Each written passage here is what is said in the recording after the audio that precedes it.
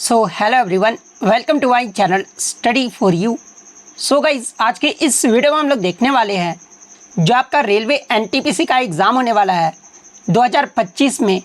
उसके लिए हाल ही के एग्ज़ाम में टीसीएस के द्वारा जितने भी प्रश्न पूछे गए हैं उन सभी प्रश्नों को जो है इस वीडियो में डिस्कस करने वाले हैं। तो जो भी कैंडिडेट्स इस बार रेलवे एनटीपीसी का एग्ज़ाम देने वाले हैं तो मैं आपको 100% ये गारंटी देता हूँ कि आपके रेलवे एनटीपीसी के एग्ज़ाम में यहाँ से प्रश्न ज़रूर पूछे जाएंगे। तो वीडियो को जो है लास्ट तक ज़रूर देखिएगा।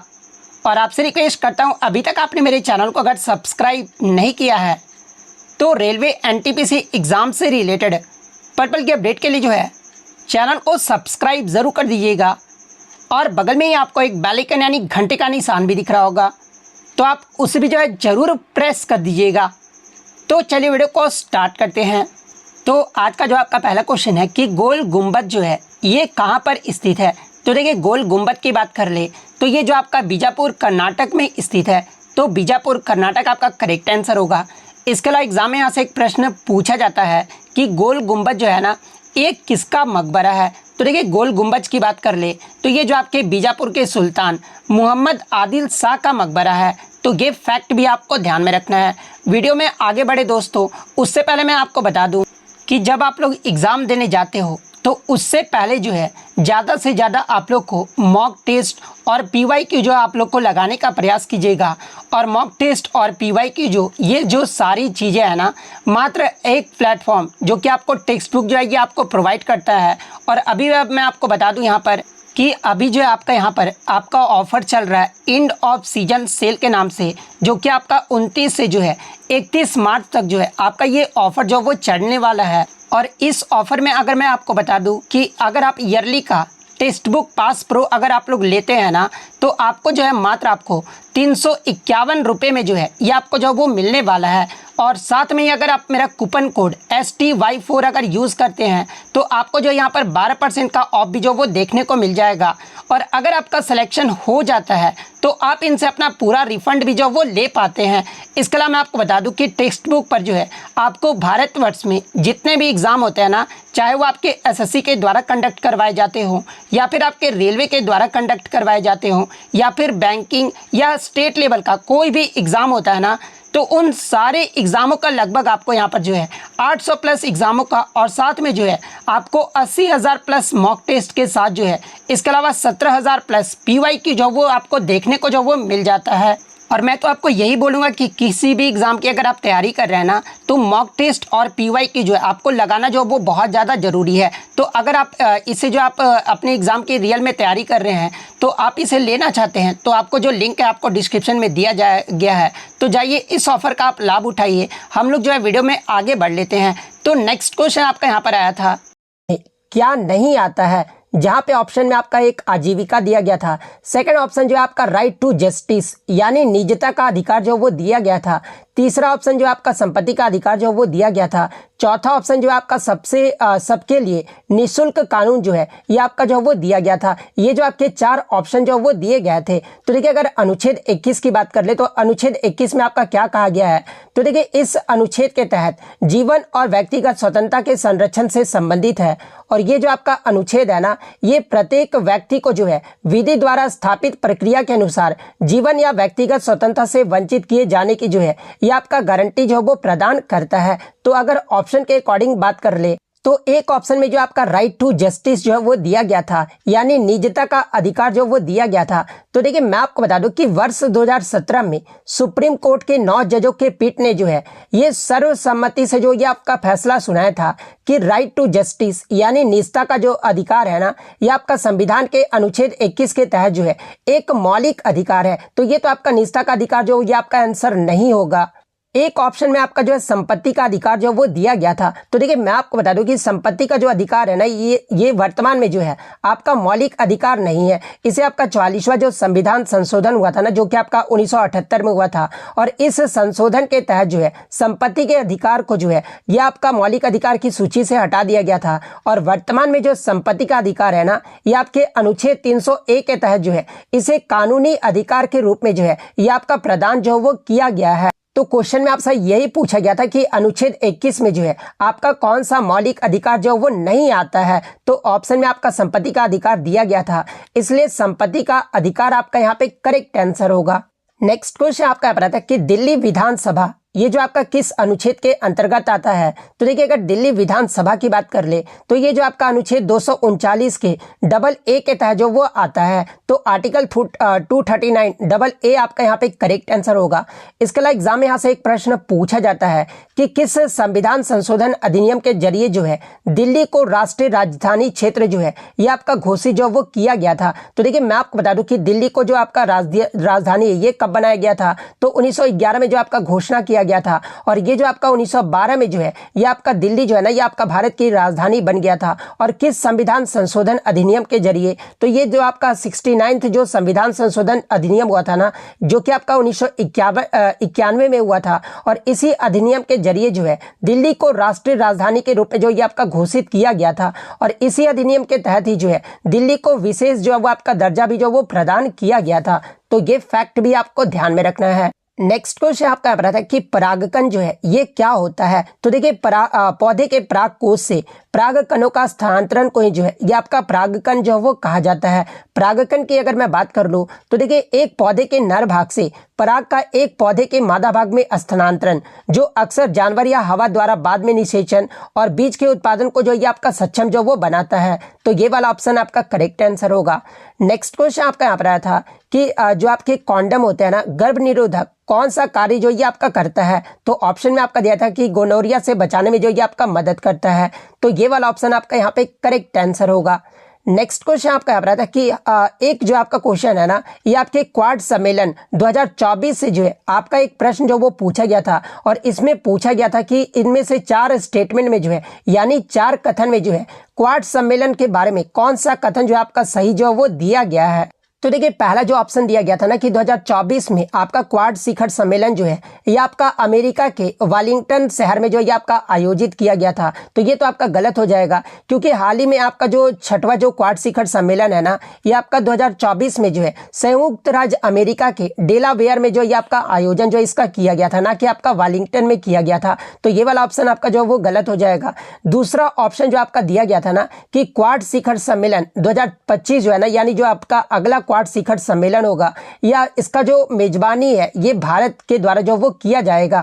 तो ये वाला ऑप्शन आपका जो वो करेक्ट आंसर होगा, क्योंकि जो आपका क्वाड शिखर सम्मेलन 2025 होगा ये आपका भारत में ही आयोजित किया जाएगा। तो ये वाला ऑप्शन आपका करेक्ट आंसर होगा।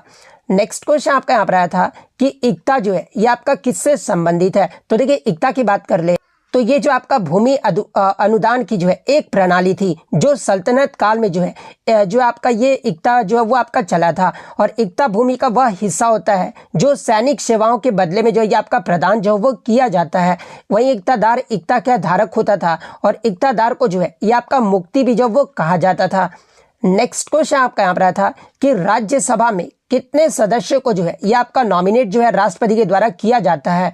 तो देखिए मैं आपको बता दूं कि संविधान के अनुच्छेद 80 में जो है राज्यसभा के सदस्यों की जो अधिकतम संख्या है ना ये आपका 250 जो वो निर्धारित किया गया है, जिनमें 12 सदस्यों को जो है ना ये आपका राष्ट्रपति के द्वारा जो है ये आपका नॉमिनेट यानी नाम निर्देशित जो वो किए जाते हैं, और जो आपके 238 सदस्य होते हैं ना ये आपके राज्य और संघ राज्य क्षेत्रों के जो है ये आपके प्रतिनिधि जो वो करते हैं। तो नॉमिनेट के बारे में पूछा गया था, तो 12 सदस्य आपका करेक्ट आंसर होगा।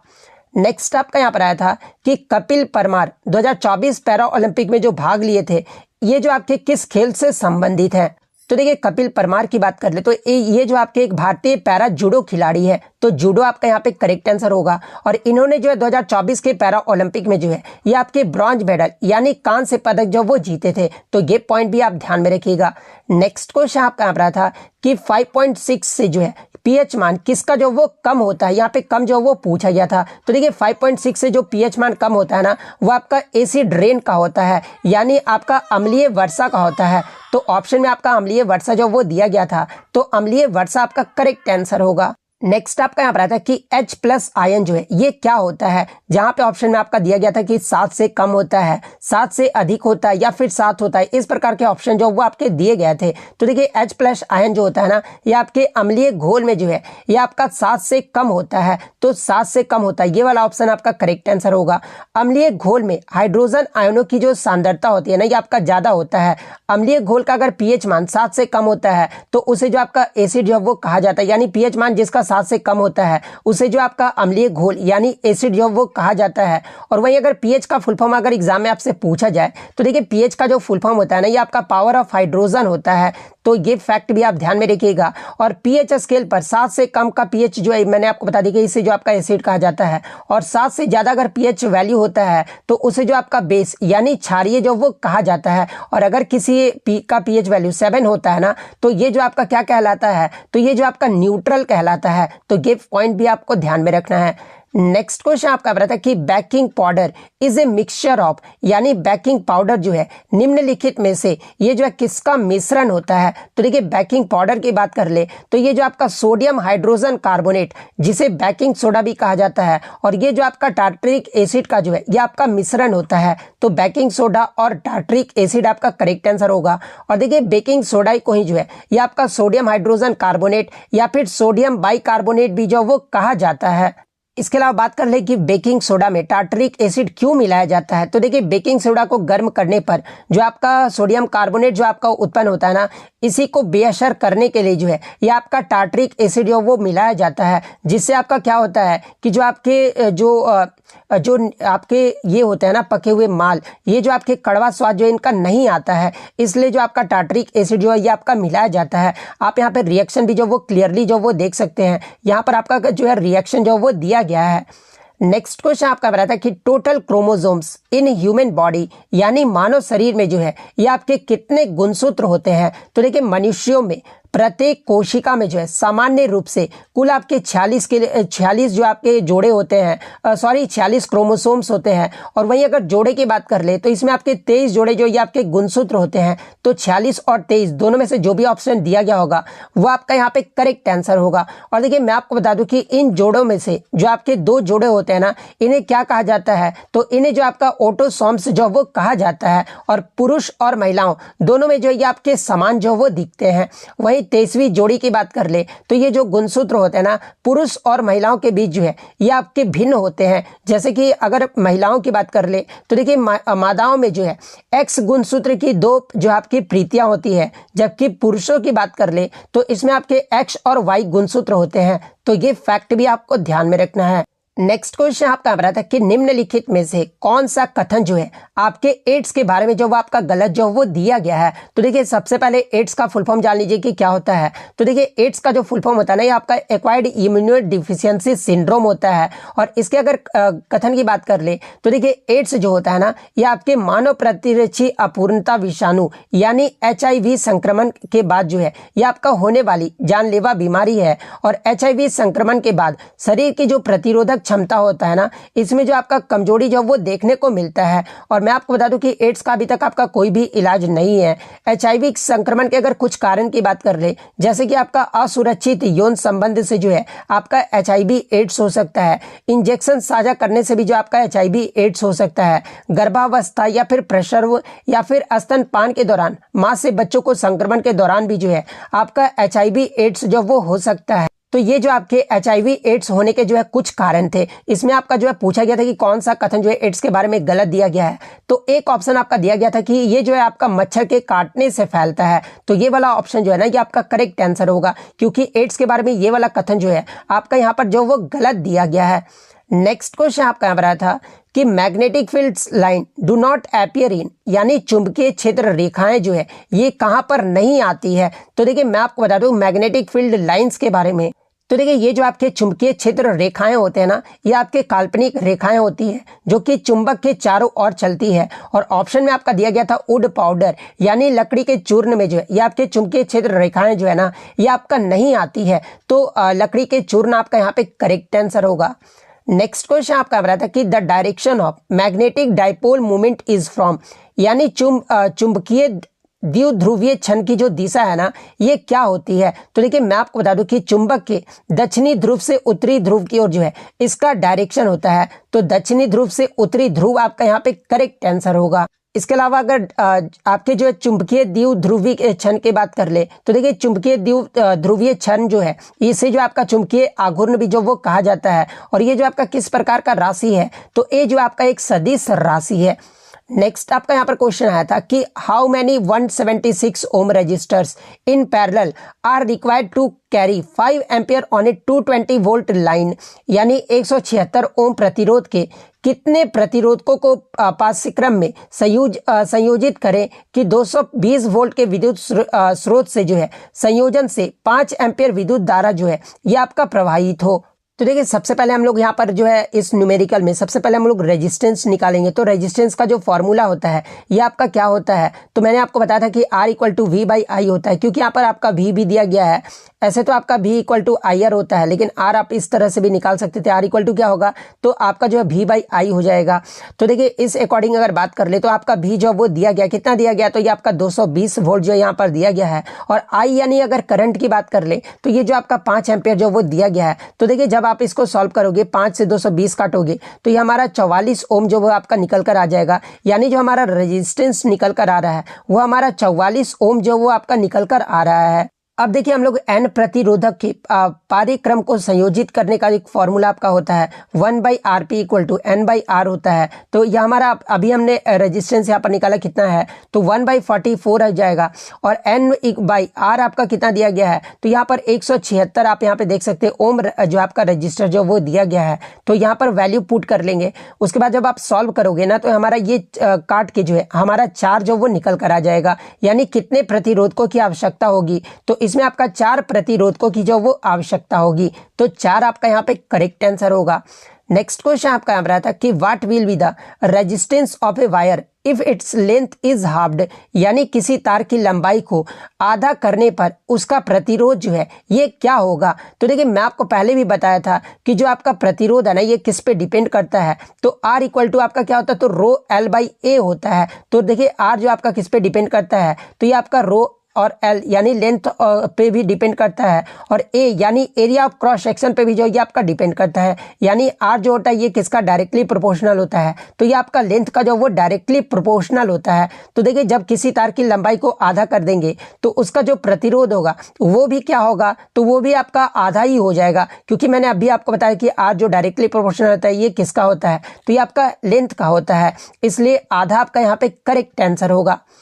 नेक्स्ट क्वेश्चन आपका रहा था कि if the number of atoms of an element is made equal on both side of a chemical equation it is called a, यानी अगर किसी तत्व के परमाणु की संख्या दोनों तरफ समान कर दी जाए तो ये जो आपके क्या कहलाएंगे?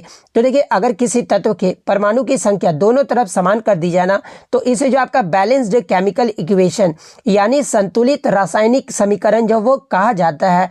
तो बैलेंस्ड केमिकल इक्वेशन आपका यहाँ पे करेक्ट आंसर होगा।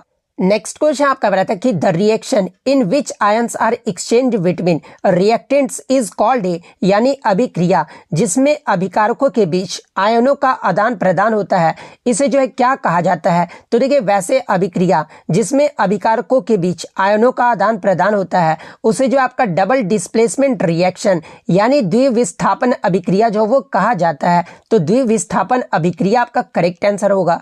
नेक्स्ट क्वेश्चन आपका यहाँ रहा था कि आपका जो एक रिएक्शन दिया गया था और पूछा गया था कि ये जो आपका रिएक्शन है ना ये किस अभिक्रिया का जो वो उदाहरण है? तो देखिए जब सिल्वर नाइट्रेट को सोडियम क्लोराइड के साथ अभिक्रिया करवाया जाता है तो ये जो आपका प्रोडक्ट देता है ना ये आपका क्या देता है? तो ये आपका जो है सिल्वर क्लोराइड देता है और ये जो आपका सोडियम नाइट्रेट देता है। तो देखिए ये जो आपका AgCl होता है ये क्या होता है? तो ये आपका प्रेसिपिटेशन होता है। यानी ये जो आपका AgCl है ना ये किस अभिक्रिया का उदाहरण है? तो ये आपका अवक्षेपण अभिक्रिया यानी प्रेसिपिटेशन रिएक्शन का उदाहरण है। तो अवक्षेपण आपका यहाँ पे करेक्ट आंसर होगा।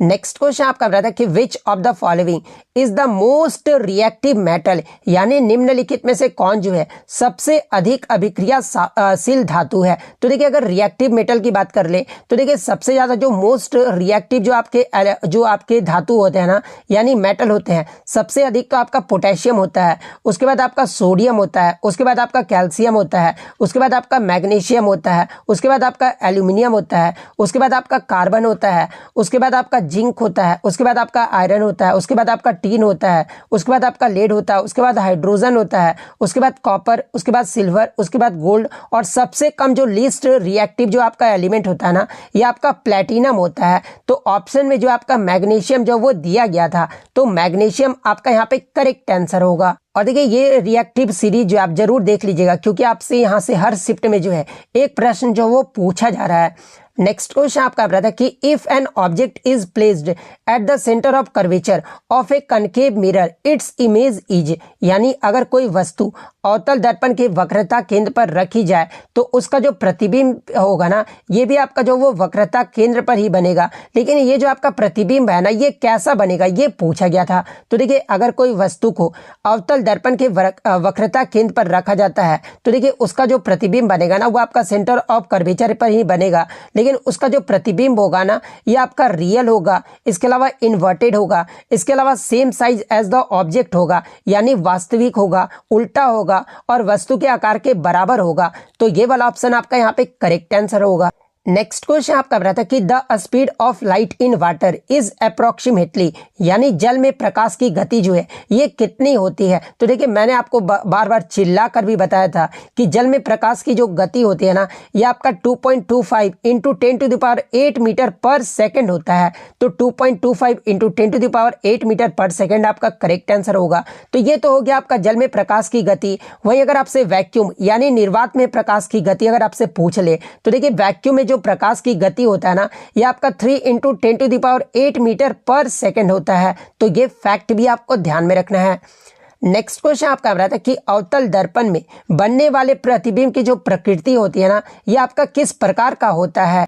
तो देखिए मैं आपको बता दूं कि अवतल दर्पण में बनने वाले प्रतिबिंब की जो प्रकृति होती है ना, ये आपके वस्तु की स्थिति पर जो वो आपका निर्भर करता है। यानी जब वस्तु अवतल दर्पण के फोकस और ध्रुव यानी पोल के बीच होती है, तब प्रतिबिंब जो होगा ना, ये आपका किस प्रकार का बनेगा। तो ये आपका आभासी और सीधा होता है। और ये जो है कहाँ पर बनेगा, तो यह इसका जो प्रतिबिंब है ना, ये आपका दर्पण के पीछे बनता है। इसके अलावा अन्य सभी स्थितियों में जो आपका अवतल दर्पण में जो आपका प्रतिबिंब बनेगा ना, ये का वास्तविक और उल्टा होता है। और ये जो आपका कहां पर बनेगा, तो ये आपका दर्पण के सामने बनता है। तो ये वाला ऑप्शन आपका दिया गया था, तो दर्पण के सामने आपका यहाँ पे करेक्ट आंसर होगा। इसके अलावा मैं आपको बता दूं कि अवतल दर्पण द्वारा बनने वाला प्रतिबिंब जो है, यह आपका अत्यधिक आवर्धित समान आकार, छोटा या बहुत छोटा हो सकता है। इसके अलावा अवतल दर्पण को जो है यह आपका अभिसारी दर्पण भी जो वो कहा जाता है। और अवतल दर्पण का इस्तेमाल ये जो है कहाँ पर किया जाता है, तो देखिए सेविंग के लिए जो है अवतल दर्पण का इस्तेमाल किया जाता है। इसके अलावा चेहरे को अवतल दर्पण के नजदीक रखने पर जो है अवतल दर्पण चेहरे के आवर्धित और उभरी हुई छवि जो है ये आपका बनाता है। तो ये सारे फैक्ट जो आपको ध्यान में रखना है। नेक्स्ट क्वेश्चन आपका बता था कि वाशिंग सोडा का जो है रासायनिक सूत्र जो वो पूछा गया था। तो देखिए वाशिंग सोडा का जो केमिकल जो आपका सूत्र होता है ना, ये आपका Na2CO3.10H2 होता है। तो Na2CO3.10H2 आपका करेक्ट आंसर होगा। और देखिए वाशिंग सोडा को ही जो है ये आपका धोने का सोडा या फिर सोडा एस या फिर सोडा क्रिस्टल भी जो वो कहा जाता है। और ये जो आपका वाशिंग सोडा है, ये जो आपका एक अकार्बनिक यौगिक है। और इसका जो आपका क्या होता है, तो देखिए वाशिंग सोडा जो होता है ना, इसका जलीय घोल जो होता है ये आपका किस प्रकार का होता है, तो ये आपका बेसिक होता है यानी क्षारीय होता है। इसके अलावा वाशिंग सोडा का इस्तेमाल ये जो है कहाँ पर किया जाता है, तो देखिए कपड़े धोने के अलावा इसका जो इस्तेमाल है ना, ये जल की कठोरता कम करने के लिए भी जो वो किया जाता है। एग्जाम में यहाँ से प्रश्न पूछा जाता है कि जल की कठोरता को कम करने के लिए जो है किसका इस्तेमाल किया जाता है, तो ये आपका वाशिंग सोडा का इस्तेमाल जो वो किया जाता है। नेक्स्ट क्वेश्चन आपका बता था कि भारतीय प्रौद्योगिकी संस्थान यानी किस आईआईटी ने जो है खाद्य वितरण कर्मचारियों के सामने आने वाली समस्याओं को समाधान के लिए जो है ये आपका वर्क फॉर फूड यानी वर्क फॉर फूड नामक जो है एक समाधान जो वो विकसित किया है। तो देखिए मैं आपको बता दूं कि आईआईटी दिल्ली के द्वारा जो है खाद्य वितरण कर्मचारियों के सामने आने वाली समस्याओं के समाधान के लिए जो है ये आपका वर्क फूड नामक एक समाधान जो वो विकसित किया गया है। तो आईआईटी दिल्ली आपका यहाँ पे करेक्ट आंसर होगा। नेक्स्ट क्वेश्चन आपका यहाँ पर आया था कि यहाँ पे मैं आपको जूम करके दिखा देता हूँ। If the average of 4 odd numbers is 36 what will be the largest number, यानी अगर 4 क्रमिक विषम संख्याओं का औसत 36 है तो सबसे बड़ी संख्या जो वो पूछा गया था। तो देखिए मान लीजिए आपके 4 जो है आपके विषम संख्या का जो है आपका जो क्रम होगा वो क्या होगा। तो ये एक तो आपका x हो जाएगा, सेकंड जो होगा ना ये आपका विषम संख्याओं का औसत पूछा गया है तो सेकंड जो होगा वो आपका x+2 होगा, थर्ड जो होगा ये आपका x+4 होगा और फोर्थ जो होगा वो आपका क्या होगा तो ये आपका x+6 होगा। तो देखिए जब आप इसको सॉल्व करोगे तो आपका क्या आएगा, तो देखिए x+2 x+4 plus x+6 into क्या होगा इक्वल टू क्या होगा 36 इंटू 4 आ जाएगा।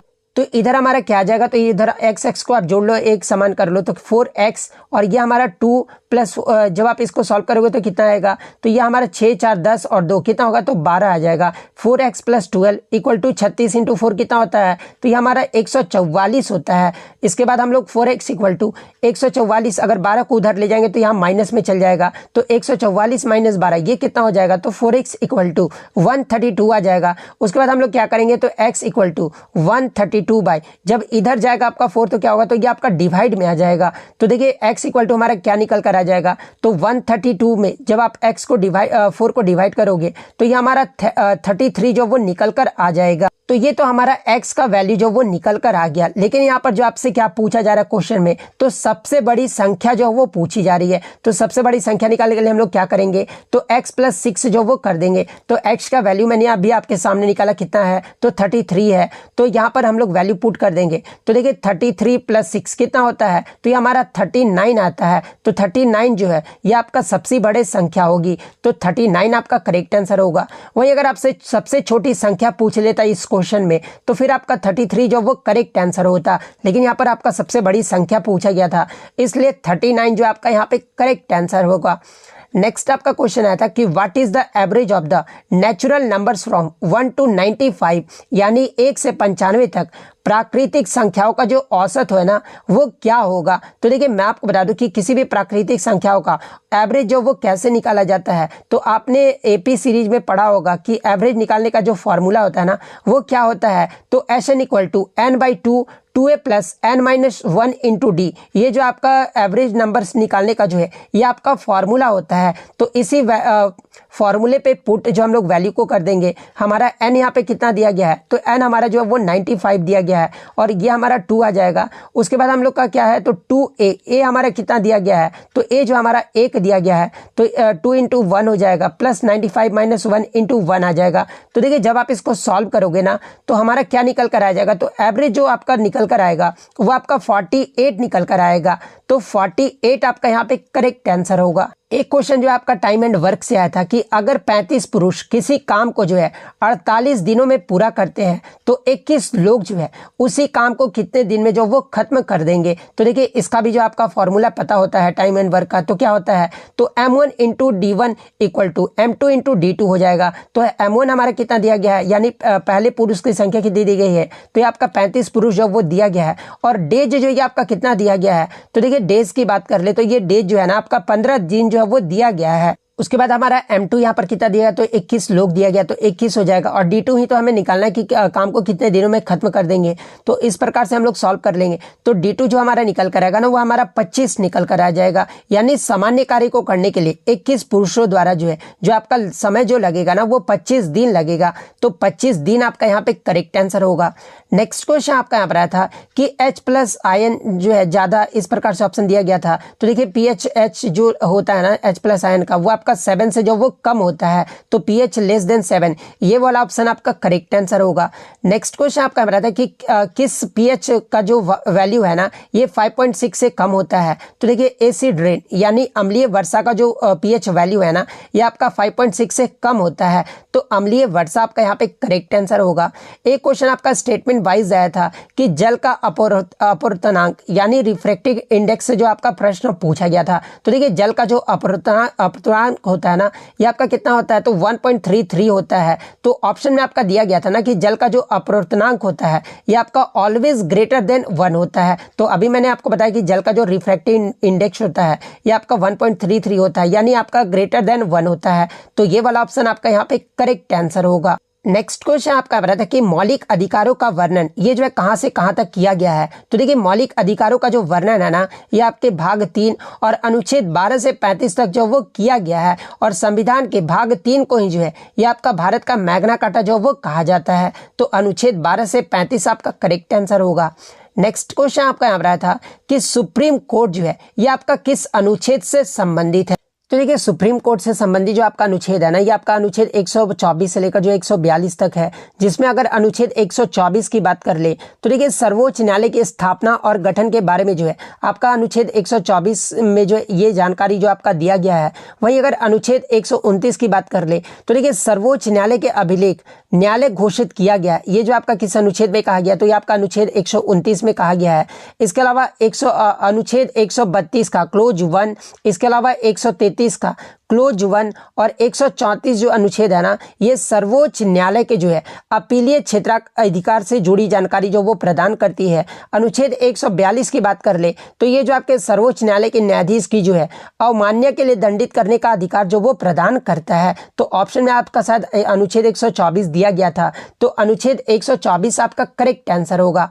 नेक्स्ट क्वेश्चन आपका बता था कि ईरानी कप के जो है विजेता कौन है। तो देखिए मैं आपको बता दूं कि 15वीं बार ईरानी कप का जो खिताब है ना ये आपके मुंबई के द्वारा जो वो जीता गया है, तो मुंबई आपका करेक्ट आंसर होगा। इसके अलावा ईरानी कप की जो शुरुआत है ये कब हुआ था, तो ये आपका 1959-60 में हुआ था, और पहला भी जो आपका ईरानी कप खेला गया था उसका जो विजेता टीम रहा था ये आपका मुंबई की टीम ही जो वो रहा था। तो मुंबई आपका करेक्ट आंसर होगा।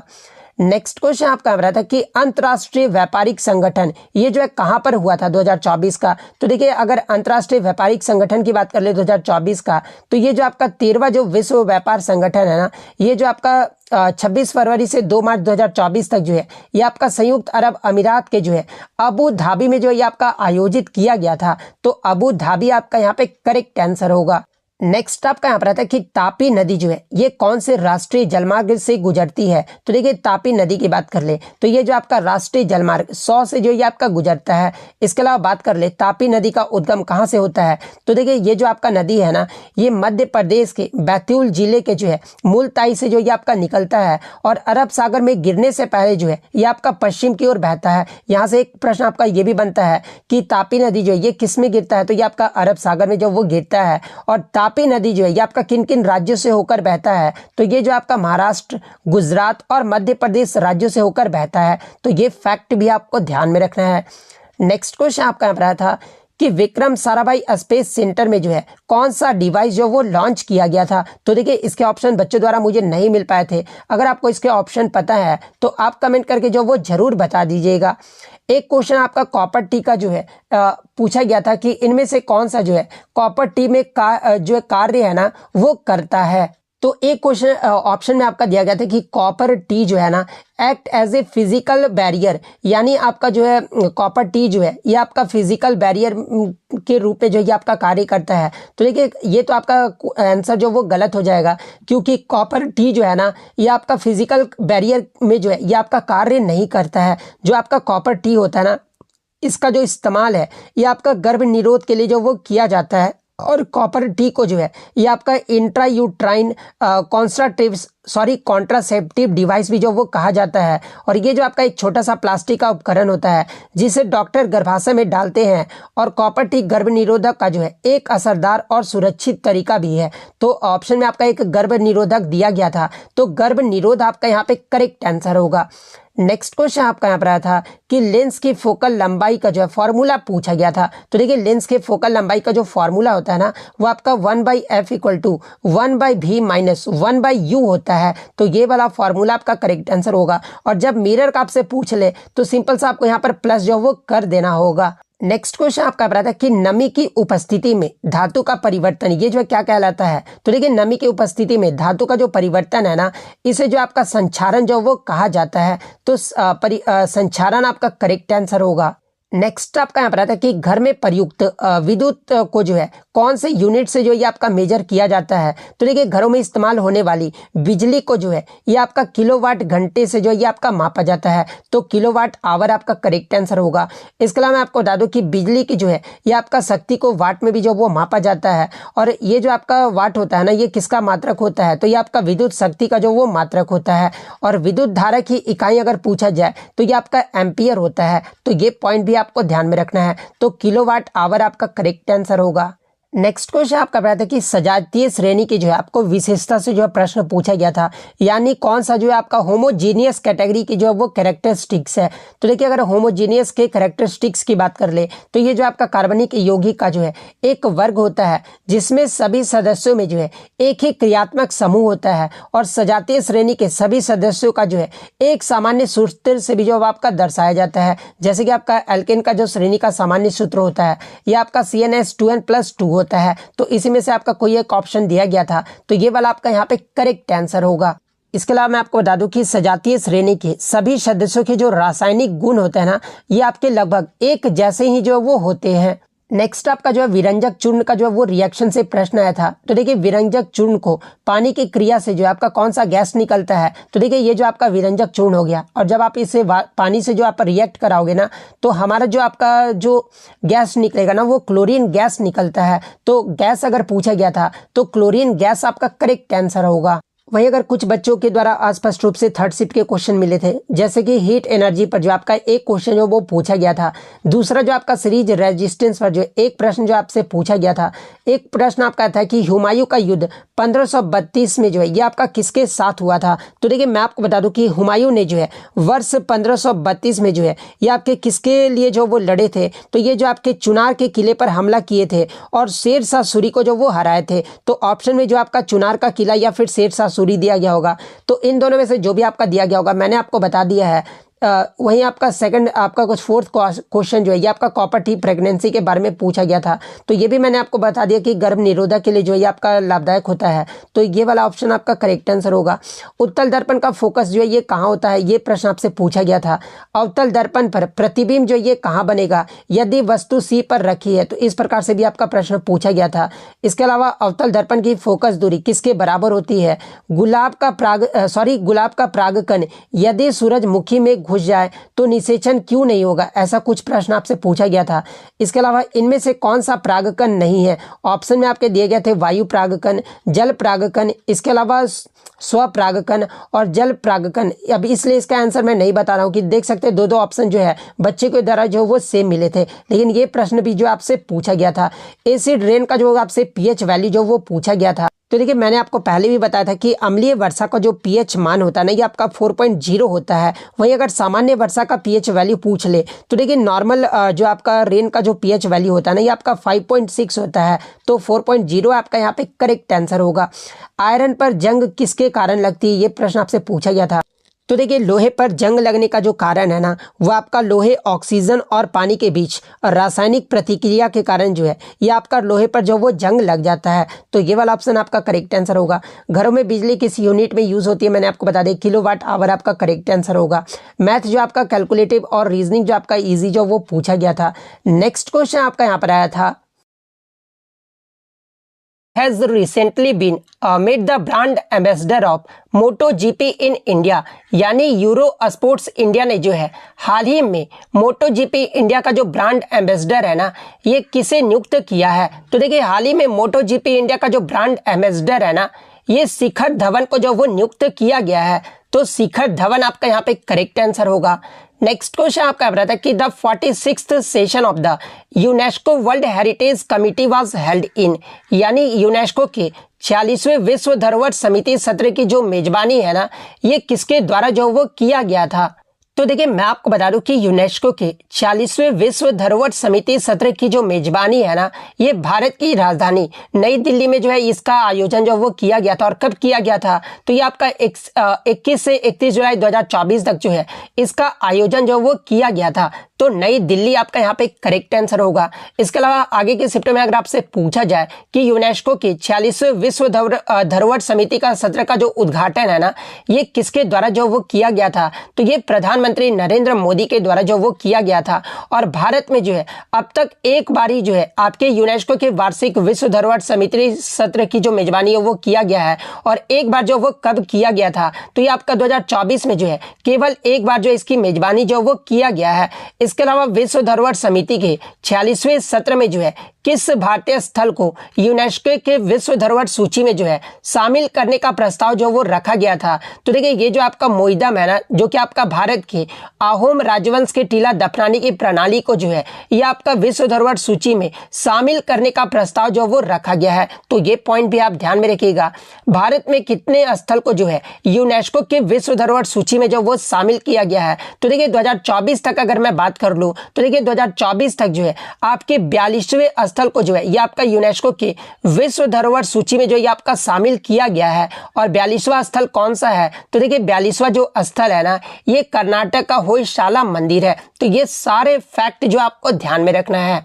इसके अलावा अगर यूनेस्को के विश्व धरोहर स्थल की बात कर ले तो देखिए यूनेस्को जो है ये आपका 3 श्रेणियों में जो है ये आपके विरासत स्थलों को जो ये आपका मान्यता देता है। और वो 3 श्रेणी कौन कौन सी है? तो देखिए पहला आपका सांस्कृतिक श्रेणी में देता है, सेकंड आपका प्राकृतिक श्रेणी में देता है, और थर्ड जो ये आपका मिश्रित श्रेणी में देता है। और वर्तमान में विश्व विरासत सूची में जो है आपके लगभग 1200 विरासत स्थल जो वो शामिल है। और सबसे ज्यादा एग्जाम में यहाँ से प्रश्न पूछा जाता है कि यूनेस्को के विश्व धरोहर सूची में सबसे अधिक जो है स्थल जो है ना ये किस देश में है? तो ये आपका इटली देश में है। इटली देश में जो ये आपका 59 स्थल है। दूसरे स्थान पे जो ये आपका चीन है, चीन में जो है आपके 57 स्थल है। तो ये पॉइंट भी आप ध्यान में रखिएगा। और भारत जो है 42 स्थलों के साथ जो है ये आपका 6ठे पायदान पर आता है। और 42वां स्थल मैंने आपको बता दिया कि कौन सा है, तो ये आपका कर्नाटक का होयशाला मंदिर को जो है ये आपका 42वां जो है वो स्थल जो ये आपका मान्यता जो वो दिया गया है। तो ये पॉइंट भी आप ध्यान में रखिएगा। इसके अलावा मैं आपको बता दूं कि भारत पहले स्थलों में अगर बात कर ले भारत के, तो ये जो आपका अजंता गुफा, एलोरा गुफा जो कि आपका दोनों महाराष्ट्र में स्थित है। इसके अलावा आगरा में ताजमहल और उत्तर प्रदेश में आगरा किला का जो है ये आपका 1983 में जो है इन सभी स्थलों को जो है ये आपका मान्यता जो है वो दिया गया था। इसके अलावा मैं आपको बता दूं कि यूनेस्को का अगर मुख्यालय पूछा जाए तो देखिए यूनेस्को का जो हेडक्वार्टर है ना ये आपका पेरिस फ्रांस में स्थित है। और यूनेस्को की स्थापना कब हुआ था? तो देखिए यूनेस्को की जो स्थापना है ना ये आपका 16 नवंबर 1945 को हुआ था। और वर्तमान में यूनेस्को के महानिदेशक कौन है? तो देखिए वर्तमान में जो इसके महानिदेशक है ना ये आपके आंड्रे अजोले हैं। तो ये सारे फैक्ट जो आपको ध्यान में रखना है। और आप कमेंट करके जवाब दीजिएगा कि यूनेस्को का जो है फुल फॉर्म क्या होता है। ये जो आप कमेंट करके जरूर जवाब दीजिएगा। नेक्स्ट क्वेश्चन आपका यहाँ रहा था कि भारतीय संविधान का अनुच्छेद 20 जो है ये आपका किससे संबंधित है? तो देखिए अनुच्छेद 20 की बात कर ले तो ये जो आपका अपराधों के लिए दोष सिद्धि के संबंध में जो ये आपका संरक्षण जो वो प्रदान करता है। और ये जो आपका अनुच्छेद 20 है ना ये आपके संविधान के भाग 3 में आता है। और ये जो आपका मौलिक अधिकार यानी मूल अधिकारों का हिस्सा भी है। और इस अनुच्छेद के मुताबिक यानी अनुच्छेद 20 के मुताबिक जो है किसी व्यक्ति को अपराध के लिए दोषी ठहराने के लिए ये नियम लागू होने चाहिए। जैसे कि अगर पहले नियम की बात कर ले तो देखिए किसी व्यक्ति को किसी अपराध के लिए दोष तभी जो वो ठहराया जा सकता है जब वो अपराध उस अधिनियम के तहत किया गया हो या फिर जो उस समय जो वो लागू था। तो ये जो आपका एक जो है आपका एक नियम है। सेकंड अगर नियम की बात कर ले तो देखिए किसी व्यक्ति को एक ही अपराध के लिए एक से ज्यादा बार दंडी जो वो नहीं किया जा सकता है। इसके अलावा थर्ड जो नियम है ये आपका किसी व्यक्ति को अपने खिलाफ साक्ष्य देने के लिए जो है वो आपका बाध्य भी जो वो नहीं किया जा सकता है। और देखिए मैं आपको बता दूं कि अनुच्छेद 20 के तहत ही जो है अपराधियों के अधिकारों की रक्षा के लिए आपके 3 सुरक्षा उपाय भी जो वो किए गए हैं। और वो 3 सुरक्षा उपाय कौन कौन से हैं? तो देखिए पहला आपका जो है पूर्वव्यापी कानून लागू नहीं किया जाएगा, ये जो आपका पहला सुरक्षा उपाय है। दूसरा जो ये आपका दोहरे खतरे से सुरक्षा, ये जो आपका दूसरा उपाय है। और तीसरा जो ये आपका आत्मदोष के खिलाफ अधिकार, ये जो आपका तीसरा सुरक्षा उपाय है। तो ये सारे फैक्ट जो आपको ध्यान में रखना है। नेक्स्ट क्वेश्चन आपका रहा था कि who was the first attorney general of India, यानी भारत के पहले अटॉर्नी जनरल जो है ये कौन थे। तो देखिए भारत के अगर पहले अटॉर्नी जनरल की बात कर ले तो ये जो आपके MC सीतलवाड़ थे, तो MC सीतलवाड़ आपका यहाँ पे करेक्ट आंसर होगा। इसके अलावा बात कर ले आपके जो है भारतीय संविधान के किस भाग और किस अनुच्छेद में जो है ये आपके अटॉर्नी जनरल के कार्यालय से संबंधित है। तो देखिए भारतीय संविधान का भाग 5 के अध्याय 1 और अनुच्छेद 76 का क्लोज 1 जो है ना ये आपके अटॉर्नी जनरल के कार्यालय से जो ये आपका संबंधित है, तो ये पॉइंट भी आप ध्यान में रखिएगा। इसके अलावा MC सीतलवाड़ की बात कर ले तो ये जो आपके एकमात्र ऐसे अटॉर्नी जनरल हैं जिन्होंने जो है लंबे समय तक जो है ये सेवा जो वो प्रदान की है। लगभग मैं आपको बता दूं कि MC सीतलवाड़ जो है ये आपके 28 जनवरी 1950 से लेकर जो है 1 मार्च 1963 तक जो है ये आपके भारत के जो ये पहले अटॉर्नी जनरल रहे थे, यानी 13 वर्षों तक जो है ये सेवा जो वो प्रदान किए थे। तो ये फैक्ट भी आप ध्यान में रखिएगा। इसके अलावा बात कर ले अटॉर्नी जनरल के बारे में, तो देखिए अटॉर्नी जनरल जो होते हैं ना ये आपके देश के सर्वोच्च कानूनी अधिकारी भी जो इन्हें जो है वो कहा जाता है। और भारत के वर्तमान में अगर अटॉर्नी जनरल की बात कर ले तो देखिए भारत के जो वर्तमान में अटॉर्नी जनरल है ना ये आपके R वेंकटरमणि है। और R वेंकटरमणि जो है ये आपके भारत के 16वें जो ये आपके अटॉर्नी जनरल है। और ये जो आपके कब से कार्यरत है, तो देखिए 1 अक्टूबर 2022 से जो है वर्तमान में अभी तक जो है ये आपके वेंकटरमणि जो है भारत के अटॉर्नी जनरल है। और इससे पहले आपके जो भारत के अटॉर्नी जनरल थे यानी 15वें जो अटॉर्नी जनरल थे ये कौन थे, तो ये आपके वेणुगोपाल थे। तो ये पॉइंट भी आप ध्यान में रखिएगा। वहीं अगर भारत की पहली महिला अटॉर्नी जनरल के बारे में पूछा जाए तो देखिए भारत के पहली महिला जो अटॉर्नी जनरल थी ना ये आपके सोली सोराबजी थी। और ये जो इनका कार्यकाल कब से कब तक रहा था, तो ये आपके 7 अप्रैल 1998 से लेकर जो है 4 जून 2004 तक जो है ये भारत की अटॉर्नी जनरल जो वो रही थी। तो ये फैक्ट भी आपको ध्यान में रखना है। नेक्स्ट क्वेश्चन आपका रहा था कि हु लेड द महाड़ सत्याग्रह इन 1927, यानी वर्ष 1927 में हुए महाड़ सत्याग्रह का जो नेतृत्व है ना ये किसने किया था। तो देखिए 1927 में जो आपका महाड़ सत्याग्रह हुआ था ना इसका जो नेतृत्व है ये आपके डॉक्टर भीमराव अंबेडकर के द्वारा जो वो किया गया था। तो डॉक्टर भीमराव अंबेडकर आपका करेक्ट आंसर होगा। इसके अलावा महाड़ सत्याग्रह की बात कर ले, ये महाड़ सत्याग्रह जो है ये कहाँ पर हुआ था, तो ये जो सत्याग्रह है ना ये महाराष्ट्र के रायगढ़ जिले के महाड़ में जो ये आपका सत्याग्रह हुआ था। और इस सत्याग्रह का मकसद क्या था, तो देखिए इस सत्याग्रह का जो मकसद था ना ये दलितों को सार्वजनिक चवदार तालाब में पानी पीने और इस्तेमाल करने का अधिकार दिलाना था। और इस सत्याग्रह को जो है चवदार तालाब सत्याग्रह या फिर मवाड़ का मुक्ति संग्राम भी जो है इसे जो वो कहा जाता है। तो ये पॉइंट भी आप ध्यान में रखिएगा। इसके अलावा महाड़ सत्याग्रह से जुड़ी कुछ अन्य बातों की बात कर ले, जैसे कि महाड़ सत्याग्रह जो ये कब हुआ था, तो ये आपका 20 मार्च 1927 को हुआ था। और इसी दिन को जो है यानी 20 मार्च को जो है भारत में सामाजिक अधिकारिता दिवस के रूप में भी जो वो मनाया जाता है। तो ये सारे फैक्ट जो आपको ध्यान में रखना है। नेक्स्ट क्वेश्चन आपका रहा था कि दक्षिणेश्वर काली मंदिर कहाँ स्थित है। तो देखिए दक्षिणेश्वर काली मंदिर की बात कर ले तो ये जो आपका कलकत्ता में स्थित है। तो कलकत्ता आपका यहाँ पे करेक्ट आंसर होगा। नेक्स्ट क्वेश्चन आपका रहा था कि resistivity depends upon which factors, यानी किसी पदार्थ की जो प्रतिरोधकता होती है ना ये किन कारकों पर जो वो निर्भर करती है। तो देखिए अगर रेजिस्टिविटी की बात कर ले तो ये एक तो आपका नेचर ऑफ द मटेरियल पे जो ये आपका डिपेंड करता है, यानी पदार्थ की प्रकृति पर जो ये आपका डिपेंड करता है। और सेकंड आपका जो ये टेम्परेचर पर, यानी पदार्थ के तापमान पर जो ये आपका जो है वो निर्भर करता है। तो नेचर ऑफ द मटेरियल और टेम्परेचर आपका यहाँ पे करेक्ट आंसर होगा। इसके अलावा अगर रेजिस्टिविटी की बात कर ले तो देखिए रेजिस्टिविटी का जो आपका सिंबल होता है ना ये आपका रो होता है, जिसे आपका इस प्रकार से भी आपका डिनोट जो वो किया जाता है। और इसका जो ऐसा यूनिट की अगर बात कर ले तो देखिए रेजिस्टिविटी का जो ऐसा यूनिट होता है ना ये आपका ओम मीटर होता है। तो ये पॉइंट भी आप ध्यान में रखिएगा। तो देखिए ये तो हो गया आपका रेजिस्टिविटी के बारे में। इससे पहले आपका एग्जाम में जो है रेजिस्टेंस के बारे में पूछा गया था, यानी प्रतिरोध के बारे में जो वो पूछा गया था। तो देखिए किसी चालक का जो प्रतिरोध है ना यानी रेजिस्टेंस जो है ये आपका किन कारकों पर निर्भर करता है, तो ये जो आपका प्रतिरोधकता यानी रेजिस्टिविटी पर निर्भर करता है। इसके अलावा लंबाई पर निर्भर करता है। इसके अलावा अनुपस्थ काट क्षेत्रफल पर भी जो है ये आपका रेजिस्टेंस जो वो निर्भर करता है। आपको रेजिस्टेंस का फॉर्मूला पता होगा क्या होता है, तो देखिए R equal to rho L by A होता है, जहां पे रो आपका क्या होगा तो रेजिस्टिविटी हो गया, L जो हो गया ये आपका लेंथ ऑफ द वायर हो गया, और A जो हो गया ना ये आपका एरिया ऑफ क्रॉस सेक्शन हो गया, यानी अनुप्रस्थ काट क्षेत्रफल हो गया। इसके अलावा मैं आपको बता दूं कि प्रतिरोध चालक की जो लंबाई है ना, ये किसका प्रतिरोध जो होता है यानी रेजिस्टेंस होता है, एग्जाम में पूछा जाता है कि रेजिस्टेंस होता है ये किसका डायरेक्टली प्रोपोर्शनल होता है। तो ये जो आपका रेजिस्टेंस है ना, ये आपका लंबाई यानी लेंथ का जो है ये आपका समानुपाती यानी डायरेक्टली प्रोपोर्शनल होता है, और किसका जो है ये आपका वैध क्रमानुपाती होता है यानी इनवर्सली प्रोपोर्शनल होता है। तो देखिए रेजिस्टेंस होता है ना, ये आपके अनुपात क्राट क्षेत्रफल का जो है ये आपका इनवर्सली प्रोपोर्शनल होता है। तो ये फैक्ट भी आपको ध्यान में रखना है। वही एग्जाम में एक प्रश्न यहाँ से पूछा जाता है कि तापमान बढ़ने के साथ प्रतिरोध जो है इसमें क्या चेंज देखने को मिलता है। तो देखिए जब तापमान बढ़ता है ना तो प्रतिरोध भी जो है ये आपका बढ़ता है। तो ये सारे फैक्ट जो आपको ध्यान में रखना है।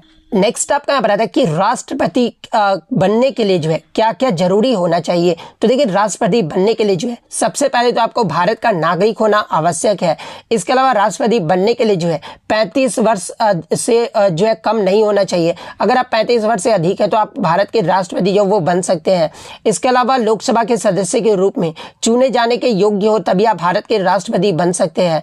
और इनके जो कार्यकाल होता है ना राष्ट्रपति का, ये आपका 5 वर्षों का जो वो होता है। और इनके पद से हटाने की जो प्रक्रिया है ये किस अनुच्छेद में वर्णित है। तो ये आपका धारा 61 में जो है ये आपका निर्धारित प्रक्रिया के अनुसार जो है ये आपका राष्ट्रपति को पद से जो वो हटाया जा सकता है। तो इनमें से जो भी ऑप्शन में दिया गया होगा वो आपका यहाँ पे करेक्ट आंसर होगा।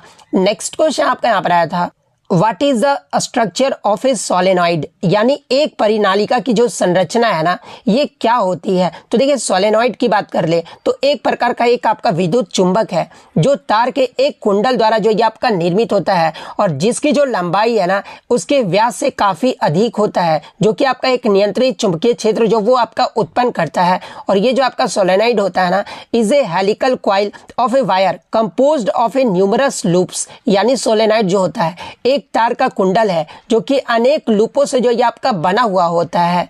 नेक्स्ट क्वेश्चन आपका बता था कि कुव्वत उल इस्लाम मस्जिद ये जो है कहाँ पर स्थित है। तो देखिए कुव्वत उल इस्लाम मस्जिद की बात कर ले तो ये जो आपका दिल्ली में स्थित है, तो दिल्ली आपका करेक्ट आंसर होगा। इसके अलावा बात कर ले कुव्वत उल इस्लाम मस्जिद, ये जो आपका भारत का जो है पहला तुर्क मस्जिद भी है, और इसका जो निर्माण है ना ये आपका 1197 ईस्वी में कुतुबुद्दीन ऐबक के द्वारा जो है इसका निर्माण जो वो करवाया गया था। और किस किले के पास करवाया गया था अगर ये पूछा जाए तो ये आपका राय पिथौरा किले के पास जो इसका निर्माण जो वो करवाया गया था। तो ये सारे फैक्ट जो आपको ध्यान में रखना है। नेक्स्ट क्वेश्चन आपका यहाँ पर आया था कि who was the leader of the opposition of the 18th Lok Sabha, यानी 18वीं लोकसभा के जो है विपक्ष के नेता कौन है। तो देखिए 18वीं लोकसभा भी वर्तमान में आपका चल रहा है, और इसके जो आपके विपक्ष के नेता रहे थे ना ये आपके राहुल गांधी रहे थे, जो कि आपके कांग्रेस पार्टी से जो ये आपके संबंधित है। तो राहुल गांधी आपका करेक्ट आंसर होगा। वहीं अगर लोकसभा के अध्यक्ष पूछा जाए तो देखिए 18वीं लोकसभा के जो अध्यक्ष है ना ये आपके ओम बिड़ला है, और सदन के नेता जो है ये आपके भारत के प्रधानमंत्री यानी नरेंद्र मोदी है। तो ये पॉइंट भी आप ध्यान में रखिएगा। नेक्स्ट क्वेश्चन आपका यहाँ पर कि which of the following is an ephemeral river, यानी निम्न में से कौन सी नदी जो है ये आपका अल्पकालिक है। जिसमें ऑप्शन में आपका चंबल, लूनी नदी, यमुना नदी और गंगा नदी जो आपके ऑप्शन में जो वो दिए गए थे। तो देखिए सबसे पहले हम लोग बात कर लेते कि एफिमेरल रिवर यानी आपका अल्पकालिक नदी होता क्या है। तो देखिए क्षणिक नदी एक प्रकार की नदी है जो भारी वर्षा के बाद केवल थोड़े समय के लिए बहती है, और वर्ष के अधिकांश समय जो है ये आपका सूखी रहती है, और इसे ही जो आपका अल्पकालिक नदी जो वो कहा जाता है। और देखिए भारत के राजस्थान राज्य में ये जो आपका लूनी नदी है ना एक जो आपका अल्पकालिक नदी का जो ये आपका प्रमुख उदाहरण है। तो ऑप्शन में आपका लूनी नदी दिया गया था, तो लूनी नदी आपका यहाँ पे करेक्ट आंसर होगा। वहीं अगर एग्जाम में आपसे पूछा जाए कि दुनिया का सबसे युवा प्रमुख नदी कौन सी है, तो देखिए दुनिया का जो सबसे युवा प्रमुख नदी है ना ये आपका ब्रह्मपुत्र नदी है। और ये जो आपका ब्रह्मपुत्र नदी है इसका उद्गम एग्जाम में पूछा जाता है कि कहाँ से होता है। तो देखिए ब्रह्मपुत्र नदी जो है ये आपका मानसरोवर झील के पास कैलाश पर्वतमाला के च्यामयुंगडुंग ग्लेशियर से निकलता है। और ब्रह्मपुत्र नदी जो है ना ये आपका दुनिया का सबसे बड़ी नदियों में से एक है, और ये जो आपका ओशन निर्वहन के मामले में जो है ये आपके विश्व में 5वें स्थान पर आता है। तो ये सारे फैक्ट जो आपको ध्यान में रखना है।